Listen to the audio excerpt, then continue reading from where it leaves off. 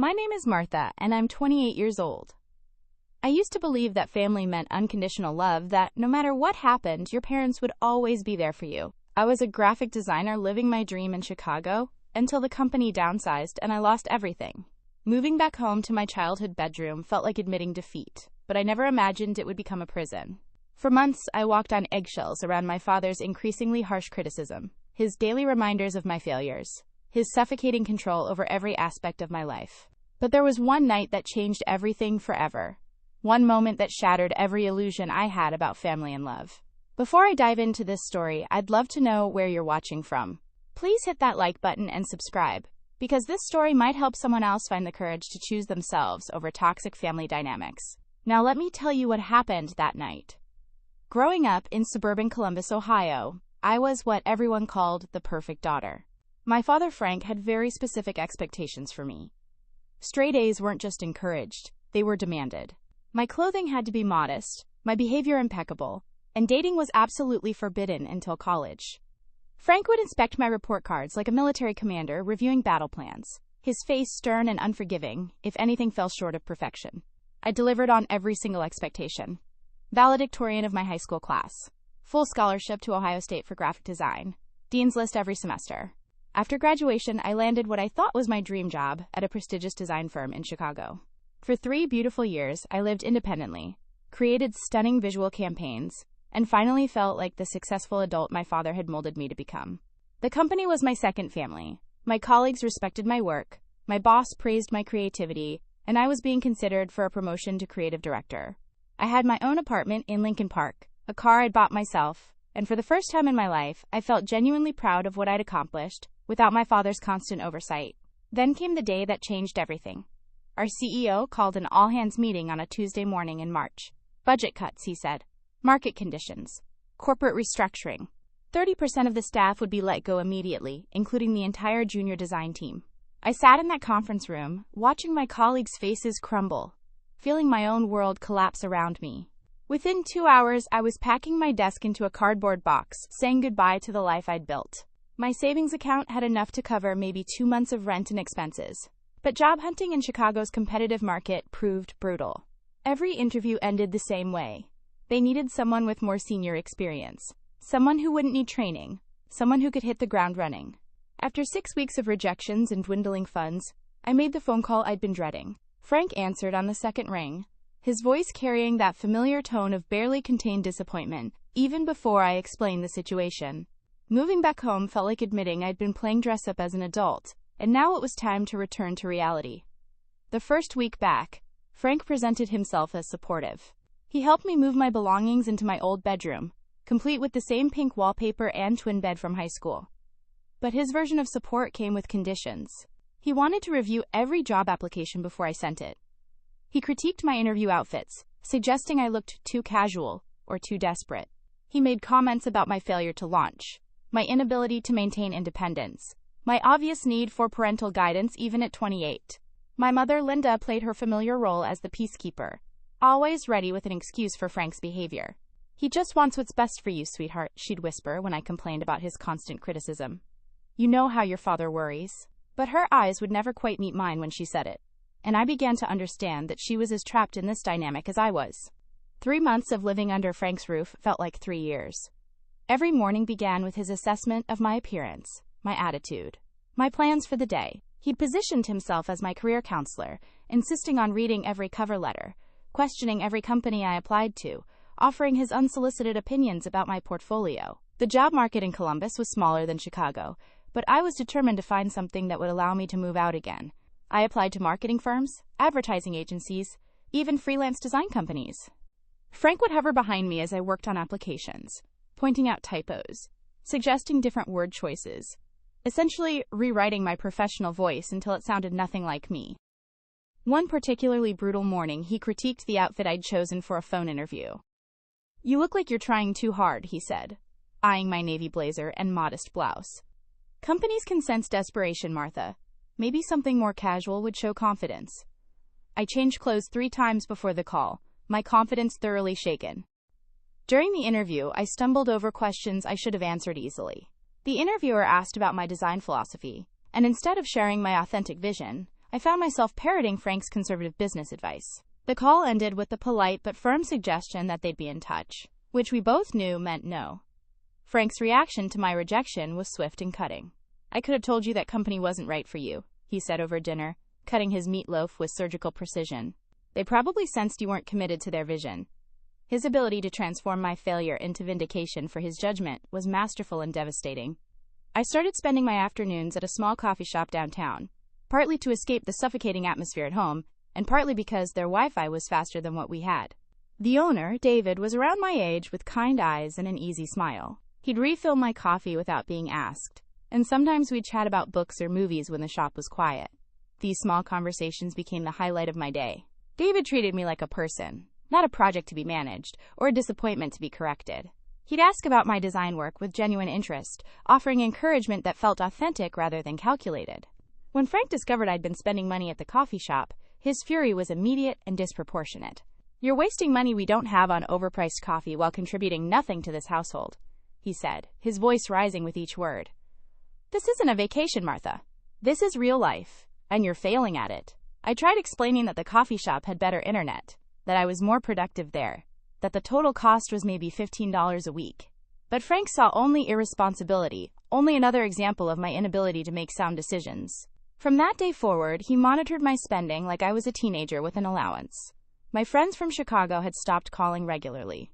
I was too ashamed to explain my situation, too embarrassed to admit that I was living with my parents and being treated like a child. The isolation was complete and intentional.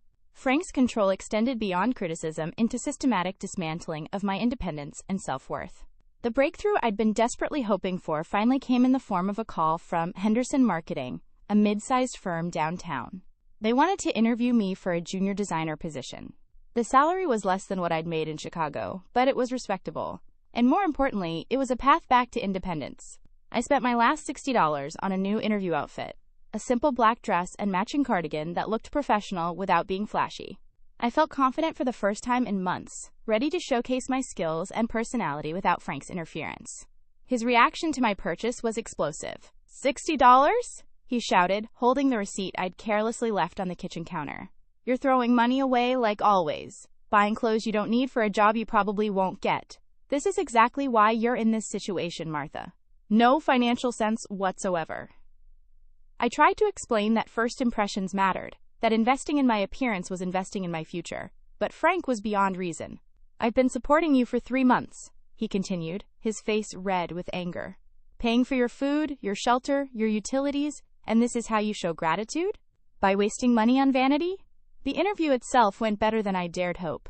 The creative director, a woman named Susan, reviewed my portfolio with genuine enthusiasm. She asked thoughtful questions about my design process, complimented my use of color and typography, and seemed impressed by my experience at the Chicago firm. We talked for nearly an hour about the company's vision, their upcoming campaigns, and how my skills might contribute to their team. I left the interview feeling optimistic for the first time since moving home. Susan had indicated they'd make a decision within a week, and her parting handshake felt warm and promising. I allowed myself to imagine renting a small apartment, rebuilding my independence, escaping Frank's suffocating control. The rejection call came 4 days later. Susan was apologetic but firm. They'd decided to go with someone who had more experience in healthcare marketing, their primary client sector. She encouraged me to apply for future positions and genuinely seemed sorry to deliver the bad news. Frank's response to my disappointment was predictably cruel. "I told you so," he said without looking up from his newspaper. "I could see this coming from a mile away. You got your hopes up over nothing, spent money you didn't have, and now you're back where you started. Maybe this will teach you to be more realistic about your prospects." That night, alone in my childhood bedroom surrounded by participation trophies and high school yearbooks, I finally broke down completely. 28 years old, living with my parents, being treated like a failure by the man who was supposed to love me unconditionally. I cried until my eyes were swollen, grieving not just for the lost job, but for the person I'd been before moving home. The next morning brought a discovery that changed everything. While Frank was at work and Linda was at her weekly grocery shopping, I decided to organize my job search materials. In the stack of rejection letters and application confirmations, I noticed something odd. 2 companies had sent responses to applications I was certain I'd never submitted, rejections for positions that didn't match my qualifications. A terrible suspicion began forming in my mind. I checked my email sent folder, but it only showed the applications I remembered sending. Then I noticed Frank's computer was still logged into his email account. My hands shook as I opened his sent folder and began scrolling through recent messages. There they were. Applications sent from his account, using my name and resume but with cover letters written in his voice, his overly formal business language. He'd been applying to jobs on my behalf, sabotaging my chances with his outdated approach and conservative rhetoric. Worse, he'd been intercepting emails from companies, responding to interview requests with excuses about my unavailability. When I confronted him that evening, Frank's initial denial quickly gave way to defensive justification. "I was protecting you from more disappointment," he said, his voice taking on that patronizing tone I'd grown to hate. "These companies weren't right for you anyway. I could tell from their job postings they wanted someone more aggressive, more cutthroat than you are." The betrayal was complete. Not only had he been undermining my job search, but he'd convinced himself he was doing me a favor. In his mind, he was the protective father, saving his daughter from a harsh world she couldn't navigate alone.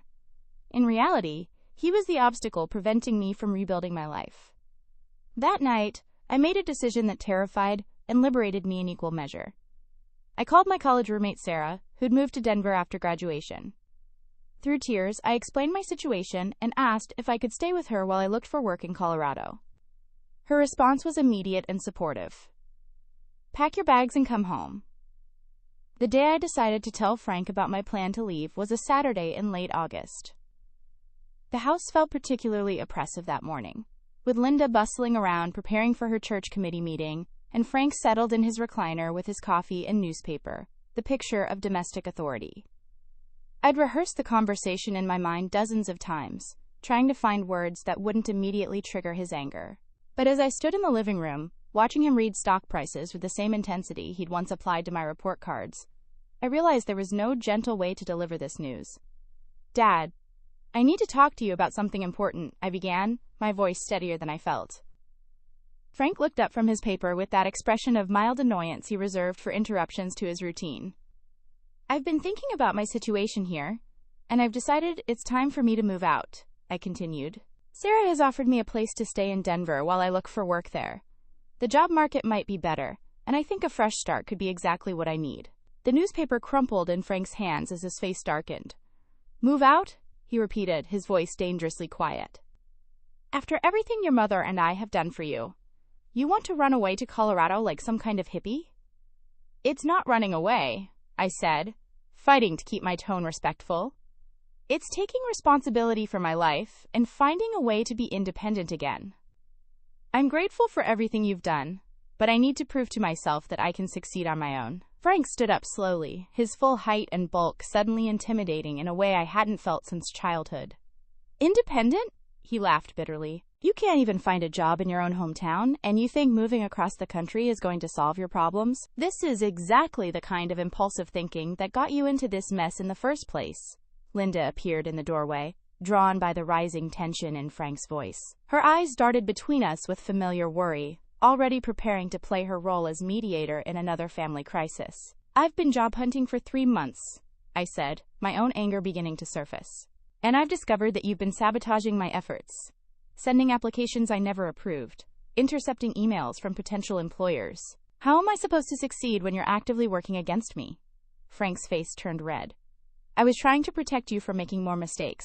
Those jobs weren't suitable for someone with your background and temperament. You should be thanking me for saving you from more disappointment." "Protecting me?" My voice was rising now, months of suppressed frustration, finally finding expression. "You've been controlling me, undermining me, treating me like I'm still 15 years old. I'm 28, Dad. I'm an adult with a college degree and professional experience. I don't need your protection. I need your support." "Support?" Frank's voice reached a volume that made Linda flinch. "I've been supporting you for 3 months. Feeding you, housing you, paying your bills while you play around on the internet pretending to look for work. And this is the gratitude I get. You want to abandon your family and run off to Colorado with some college friend who probably fills your head with feminist nonsense about independence." The argument escalated with frightening speed. Frank brought up every perceived failure from my childhood. The time I quit piano lessons, My decision to major in art instead of business. My refusal to join the church youth group. My brief rebellion with purple hair in high school. Each memory was weaponized, transformed into evidence of my fundamental inadequacy and poor judgment. I found myself defending decisions I'd made as a teenager, trying to justify my artistic career to a man who'd never understood creativity as anything more than an expensive hobby. My attempts at explanation only fueled his anger, confirming his belief that I was argumentative, ungrateful, and hopelessly naive about the real world. "You've always been selfish," Frank said, his voice cold with conviction.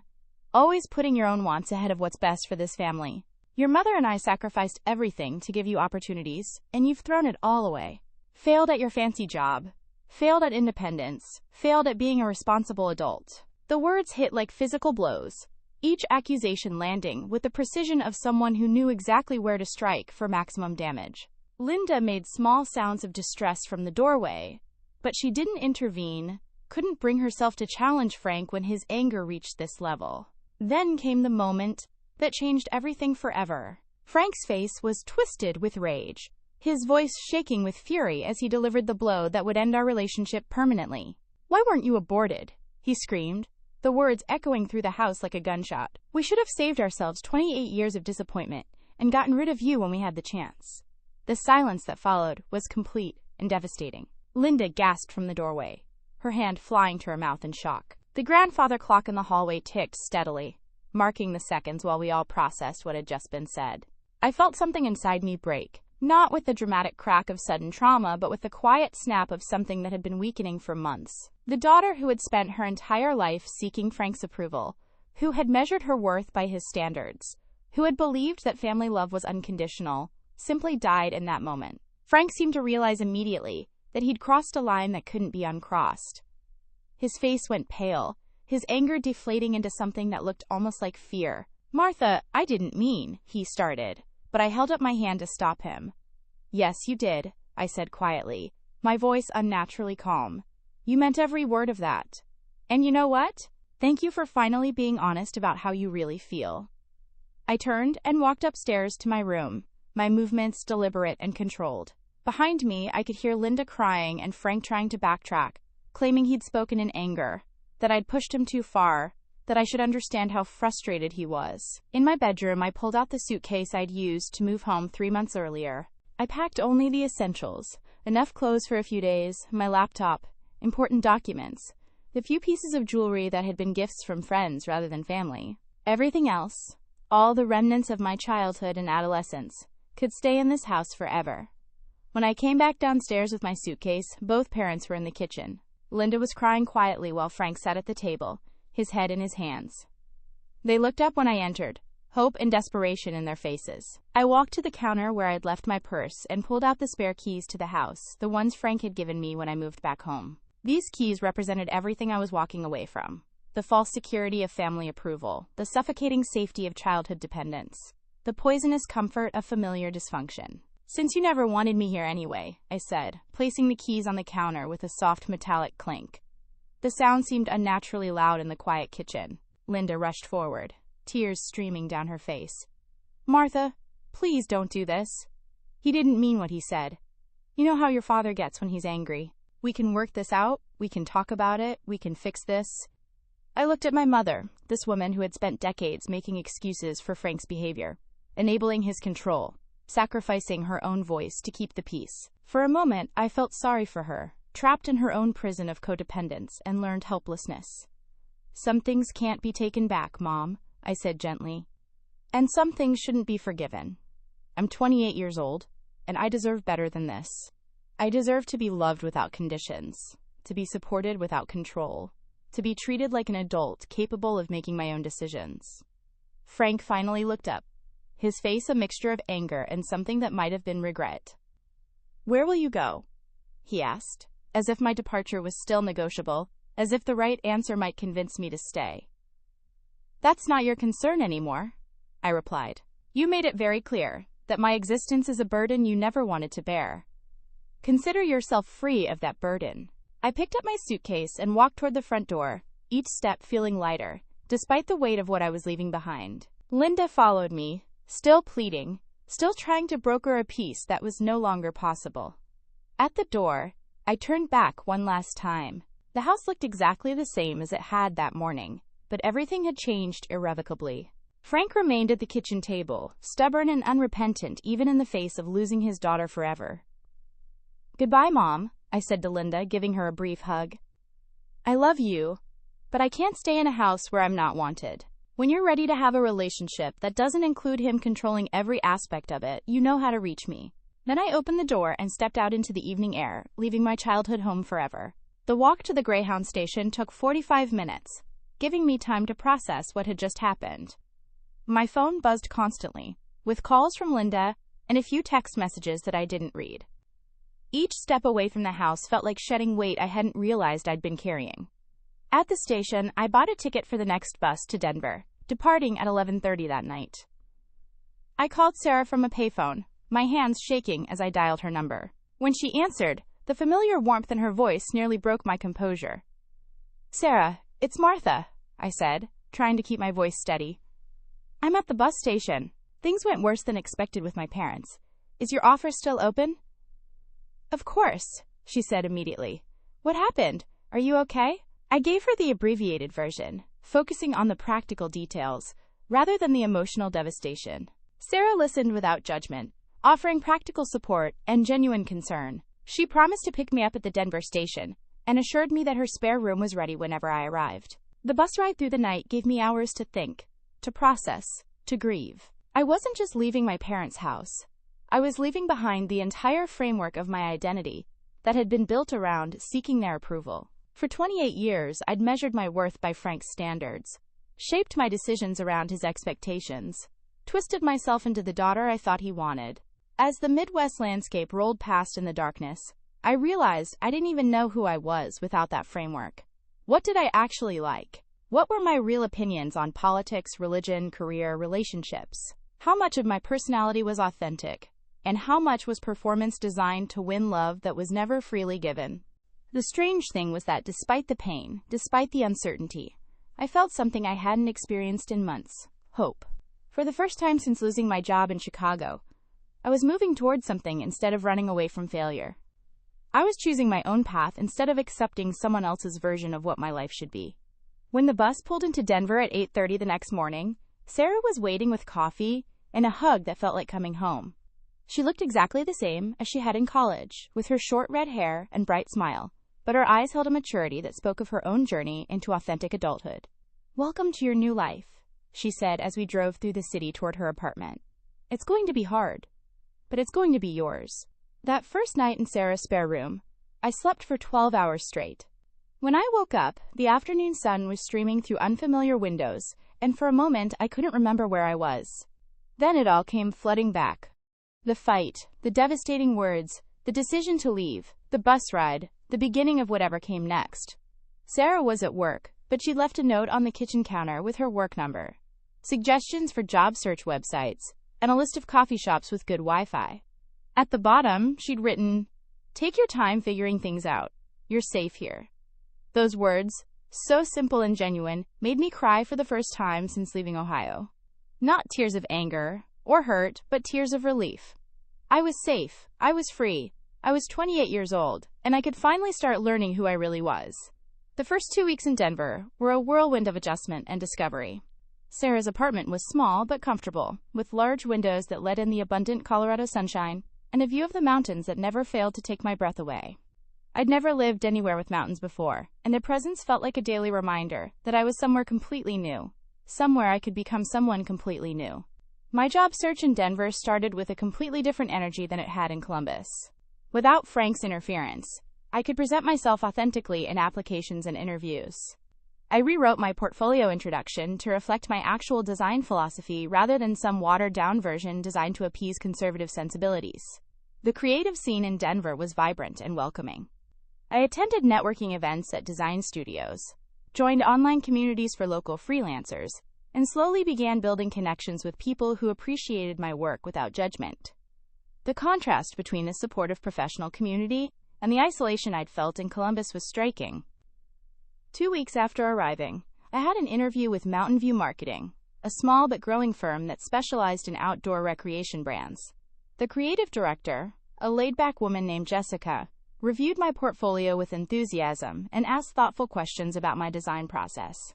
When she offered me the position of junior designer at a salary that would allow me to rent my own apartment within a few months, I accepted immediately. My first day at Mountain View felt like stepping into a world I'd only imagined. The office was open and collaborative, with standing desks, plants everywhere, and a coffee bar that put David's shop to shame. My colleagues were friendly and professional, treating me like a competent adult rather than a project to be managed. The work itself was energizing in ways I'd forgotten were possible. I was designing materials for hiking gear companies, ski resorts, and outdoor adventure groups. The brands valued creativity and authenticity, encouraging bold design choices that would have horrified Frank's conservative sensibilities. For the first time in months, I felt my professional confidence returning. Meanwhile, my personal life was also beginning to flourish. Sarah introduced me to her circle of friends, a diverse group of young professionals who welcomed me without question. We went hiking on weekends, tried new restaurants, attended gallery openings and live music shows. I remembered what it felt like to socialize, without constantly monitoring my behavior for signs of potential disapproval. David and I had been texting regularly since I left Columbus. He'd been supportive during the crisis with my parents, offering encouragement without trying to fix everything. When he mentioned he was considering a move to Denver to expand his coffee business, I felt a flutter of excitement I hadn't experienced in years. 3 months after arriving in Denver, David made the move. He'd sold his Columbus shop and used the proceeds to open a smaller location in Denver's trendy Reno district. Our friendship deepened into something more romantic, but at a pace that felt natural and unforced. He appreciated my independence, supported my career goals, and never once suggested I needed protection from the world. The contrast with Frank's controlling behavior was stark. David asked about my day because he was genuinely interested, not because he needed to monitor my activities. He offered advice when I asked for it, but respected my decisions even when they differed from what he might have chosen. This was what healthy support looked like, I realized. What love without conditions felt like. My relationship with my mother had evolved into occasional phone calls and careful text exchanges. Linda would update me on Frank's mood, his health, his work, always with the subtle implication that I should consider reconciling. I listened politely but never wavered in my decision. Frank had made no effort to apologize or acknowledge the damage he'd caused, and I had no interest in returning to a dynamic that had nearly destroyed my sense of self-worth. During one of our conversations, Linda finally admitted something she'd never said before. "I should have stood up to him years ago," she said quietly. "I should have protected you from his anger, his need to control everything. I was so afraid of conflict that I let him hurt you, and I'm sorry." Her apology meant more than she probably realized. It validated my experience, confirmed that Frank's behavior hadn't been normal parental concern, but something more damaging. It also helped me understand that Linda had been trapped in her own way, caught between loyalty to her husband and love for her daughter. 6 months after arriving in Denver, I received a promotion to senior designer at Mountain View. My supervisor praised my creativity, my reliability, and my ability to translate client visions into compelling visual narratives. The recognition felt earned rather than grudgingly given, professional rather than personal, based on my actual performance rather than my ability to manage someone else's emotions. I was finally ready to move out of Sarah's spare room and into my own place. We found a small one-bedroom apartment in Capitol Hill, close enough to work that I could bike on nice days, with enough space for a home office where I could take on freelance projects. Signing the lease felt like the final step in reclaiming my independence. The night before I moved into my own place, Sarah and I sat on her balcony drinking wine and watching the sunset paint the mountains pink and gold. "You're completely different than you were when you got here," she observed. "More confident, more yourself. It's like you finally figured out who you are when nobody's telling you who to be." She was right. The woman who had cowered under Frank's criticism, who had twisted herself into impossible knots trying to win approval that would never come, was gone. In her place was someone I was still getting to know, but already liked much better. Someone with opinions, boundaries, dreams that belonged to her alone. 1 year after leaving my parents' house, I was living a life I couldn't have imagined during those dark months in Columbus. My apartment was small but entirely mine, decorated with art I'd chosen, furniture I'd saved for, plants I managed to keep alive despite having no previous gardening experience. Every morning, I woke up in my own bed, made coffee in my own kitchen, and prepared for work that challenged and fulfilled me. David and I had been dating seriously for 6 months, and our relationship continued to be a revelation in healthy communication and mutual respect. He supported my career ambitions without trying to manage them, celebrated my successes without claiming credit, and provided comfort during difficult times without trying to fix everything for me. When I had bad days at work or struggled with lingering pain from my family situation, he listened without judgment and offered support without conditions. The contrast with every other relationship in my life was startling. David never made me feel like I needed to earn his affection through perfect behavior or constant gratitude. He loved the person I actually was, not some idealized version he thought I should become. This was what I'd been missing my entire life. Unconditional, positive regard from someone who mattered to me. My professional life had exceeded every expectation. Mountain View Marketing had become more than just a job. It was a place where my creativity was valued and my contributions recognized. I'd been assigned to lead campaigns for several major outdoor brands, and my work had been featured in industry publications. The confidence I'd lost during those months of unemployment and family criticism had returned stronger than before. The difficult decision about contact with my parents had resolved itself gradually. Linda called occasionally, usually with updates about Frank's health or work, always with the unspoken question of whether I might consider reconciling. Her calls became less frequent as it became clear that my decision was permanent, not a temporary rebellion that time would heal. Frank had made no effort to contact me directly. According to Linda, he'd become more withdrawn after I left, spending more time at work and less time engaging with family or friends. She never explicitly said he regretted his words, but she hinted that he'd been different since I'd gone. I felt sad for him in an abstract way, but I felt no responsibility to fix a situation he'd created and refused to acknowledge. When Linda announced she wanted to visit Denver to see my new life, I agreed with mixed feelings. Part of me wanted to show her that I'd thrived without Frank's control, that I'd built something good and meaningful on my own. Another part worried that she'd spend the visit trying to convince me to reconcile, to minimize the damage Frank had caused, to prioritize family unity over my own well-being. Her visit surprised me in the best possible way. Linda spent 3 days in Denver, staying in a nearby hotel and exploring the city with genuine curiosity and enthusiasm. She met David and immediately appreciated his kindness and respect for my independence. She visited my workplace and saw firsthand the professional success I'd achieved. Most importantly, she saw me happy in a way I'd never been in Columbus. On our last evening, we sat in my small living room drinking tea and talking more honestly than we ever had. "I owe you an apology," she said, her voice heavy with emotion. "I knew your father's behavior wasn't right, but I was too afraid to challenge him. I told myself I was keeping the peace, but really I was just avoiding conflict at your expense." Her admission was both painful and healing. It validated my experience while acknowledging her role in enabling Frank's behavior. More importantly, it opened the door to a different kind of relationship between us, one based on honesty rather than the careful dance we'd performed for years. "I want to maintain a relationship with you," I told her, "but it has to be separate from him.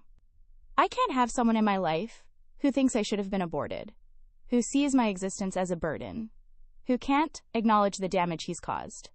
If you want to stay married to him, that's your choice, but I won't pretend that what he said was acceptable or forgivable." Linda nodded, tears streaming down her face. "I understand," she said. "I don't agree with what he said or how he's handled this situation. I love you, and I'm proud of what you've built here. I just wish things could be different." "They could be different," I replied gently. "He could apologize, genuinely apologize, and commit to changing his behavior. He could acknowledge that his words were cruel and his control was damaging. But he won't, because that would require admitting he was wrong, and we both know he's not capable of that." After Linda returned to Ohio, I felt a sense of closure I hadn't expected.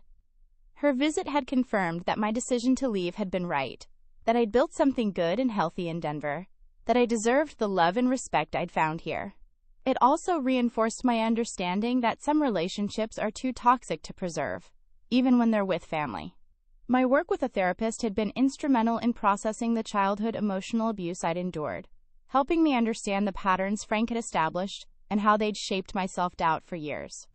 Through therapy, I learned to recognize the difference between healthy criticism and destructive control, between support and manipulation, between love and conditional approval.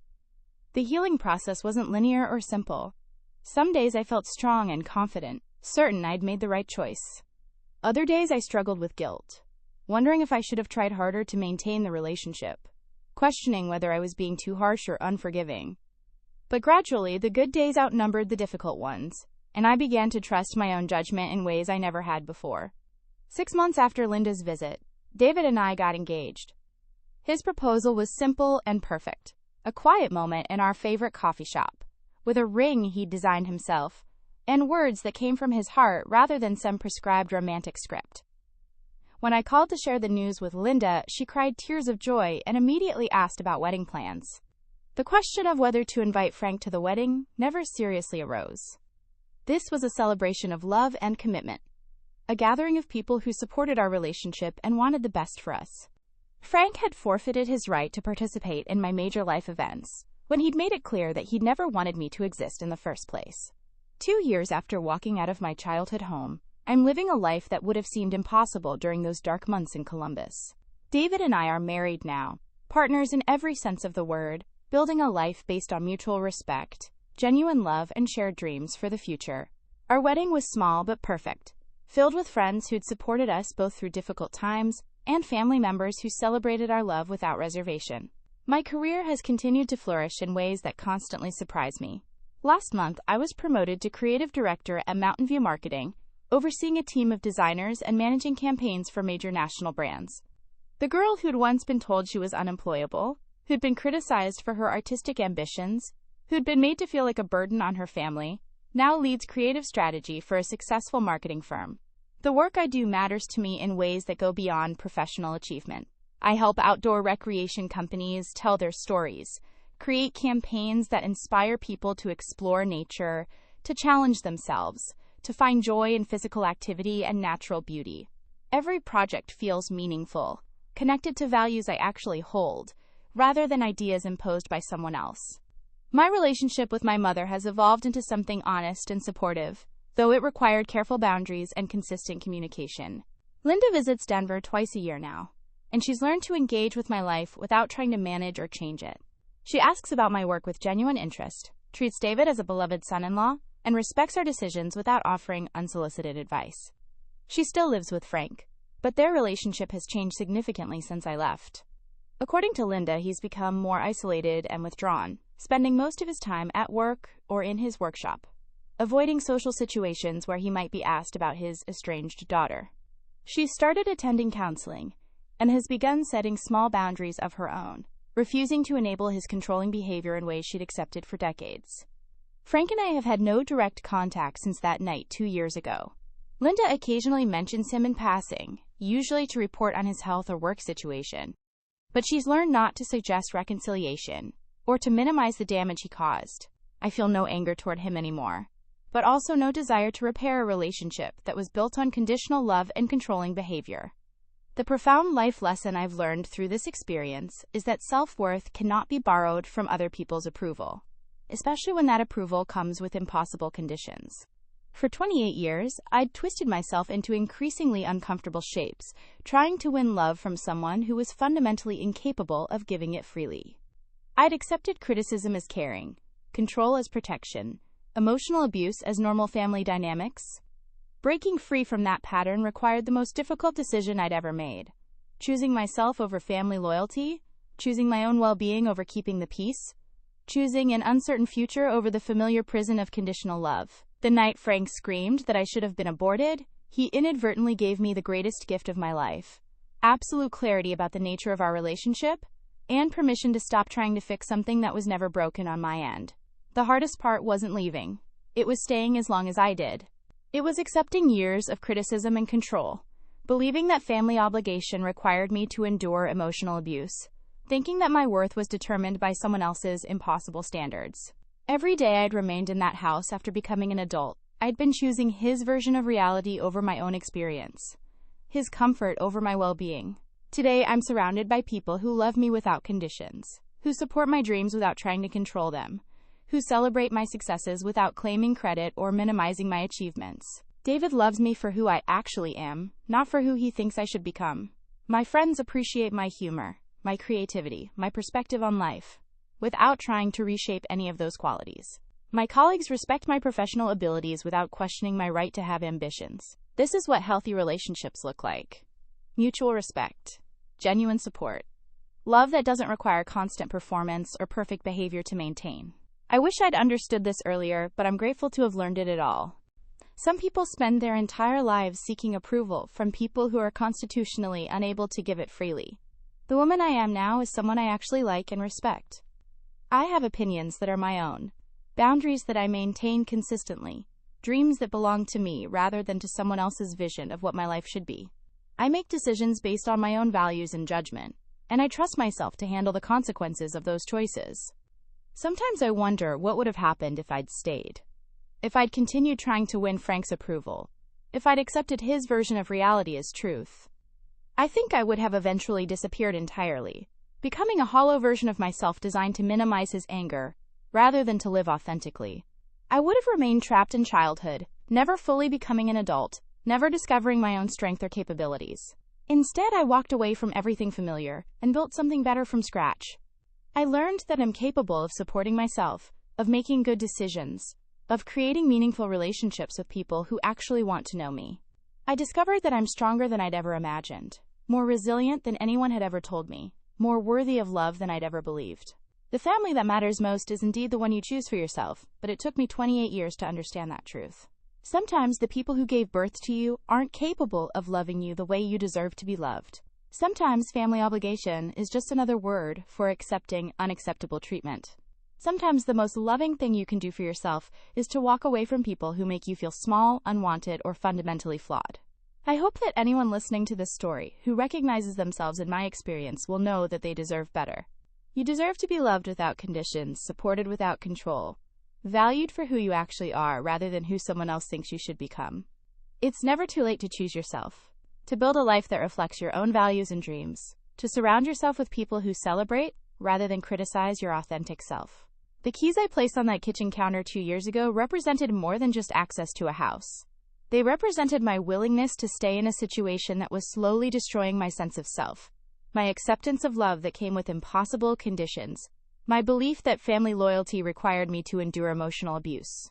Walking away from those keys was walking toward freedom, toward self-respect, toward the possibility of genuine happiness. Today, the keys to my own apartment hang on a hook by my front door, and they represent everything I've built for myself: independence, self-determination, the right to live according to my own values and dreams. Every morning when I see those keys, I'm reminded that I chose this life, that I'm capable of creating something good and meaningful, that I'm worthy of love that doesn't come with conditions or require constant performance to maintain. That's the real ending to this story. Not the dramatic moment of walking out, but the quiet daily choice to keep building something better, to keep surrounding myself with people who love me authentically, to keep honoring the person I discovered I could become when I finally stopped trying to be someone else. Have you ever found yourself in a toxic family situation where you had to choose between keeping the peace and protecting your own well-being? I'd love to hear your thoughts in the comments below. If this story resonated with you, please give it a like and subscribe for more real-life stories about finding the courage to choose yourself. And please share this with anyone who might need to hear that they deserve better than conditional love and controlling relationships. Thank you for listening to my story, and I hope it helps you remember that you're worthy of authentic love and genuine respect, no matter what anyone else has told you about your worth. Remember that sometimes the bravest thing you can do is walk away from people who refuse to see your value, and that building a life that reflects your true self is always worth the temporary pain of leaving familiar dysfunction behind.